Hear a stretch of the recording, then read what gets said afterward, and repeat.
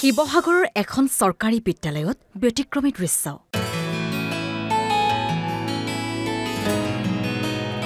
লক্ষ্মীনাথ বেজবৰুৱা শিশু ভৱন প্ৰাথমিক বিদ্যালয়ত ব্যতিক্ৰমী দৃশ্য।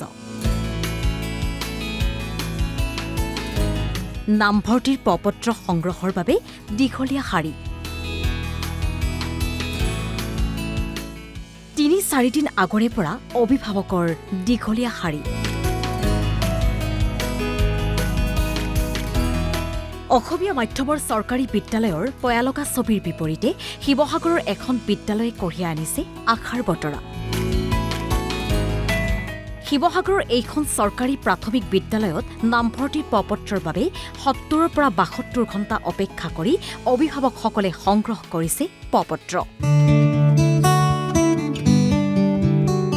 এইখন শিৱসাগৰৰ মাজমজিয়াত থকা লক্ষ্মীনাথ বেজবৰুৱা শিশু ভৱন। ১৯৫৫ চনতে স্থাপন হোৱা লক্ষ্মীনাথ বেজবৰুৱা শিশু ভৱনৰ প্ৰাক প্ৰাথমিক শ্ৰেণীত নামভৰ্তিৰ বাবে অভিভাৱকসকলে যোৱা শুক্ৰবাৰৰ পৰা বিদ্যালয়ৰ প্ৰৱেশদ্বাৰত শাৰী পাতি অৱস্থান গ্ৰহণ কৰিছে। বিদ্যালয়খনৰ ২০২৪-২৫ বৰ্ষৰ প্ৰাক প্ৰাথমিক শ্ৰেণীৰ ১০০ আসনত নামভৰ্তিৰ বাবে আজি পুৱা ৯ বজাৰ পৰা প্ৰপত্ৰ প্ৰদান কৰা হয়। এইবাৰ যোৱাবাৰ আমাৰ ৬০টা আছিলে চিট, ১০০খন ফৰ্ম দিছিলোঁ। এইবাৰ আমি ১০০ চিট দিম, ১৩০খন ফৰ্ম দিছোঁ। ক শ্ৰেণীটো আমি ১০০ চিট দিম। এইবাৰ আমি ৭০০ ল'ৰা ছোৱালী আমি মানে টাৰ্গেট লৈছোঁ। এই এনৰলমেণ্ট ৭০০ হ'ব, ৭০০ হ'ব। আৰু যদি চৰকাৰে এই ২ বছৰত আমাৰ ছিষ্টেমটো আমাৰ আন্তঃগাঁথনি অলপ উন্নত কৰি দিয়ে আৰু ২-৩ বছৰৰ ভিতৰত 100 আমাৰ ক্ৰছ হ'ব। এই প্ৰপত্ৰ লাভ কৰাৰ বাবে অভিভাৱকসকলে মুকলি আকাশৰ তলত ঠেটুৱৈ লগা জাৰকো নেওচি বিগত ৩ দিন ৩ নিশা বিদ্যালয়ৰ প্ৰৱেশদ্বাৰৰ সন্মুখত পদপথত উজাগৰি নিশা পাৰ কৰে। শুক্ৰবাৰ দিনাখনৰ পৰা আছোঁ, ৰাতিয়ে দিনে বুলি ক'লেও বেয়া নহয়। সকলোৱে আছে যেতিয়া নেকি আমিও আছোঁ। খুব ভাল লাগিছে, এতিয়া ফৰ্মখন পাইছোঁ।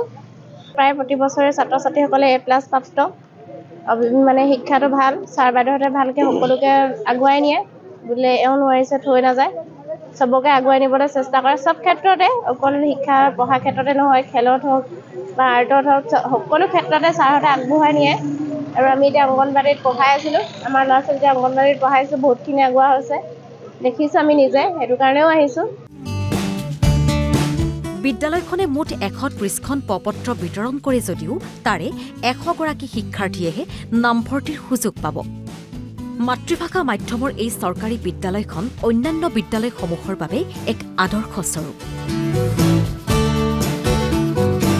বিদ্যালয়খনৰ গুণগত শিক্ষাই অভিভাৱকসকলক নামভৰ্তিৰ এই আগঘোষিত প্ৰতিযোগিতাত অৱতীৰ্ণ হ'বলৈ বাধ্য কৰিছে। শিৱসাগৰৰ পৰা ইৰছাদ উল্লাৰ ৰিপৰ্ট, NB নিউজ।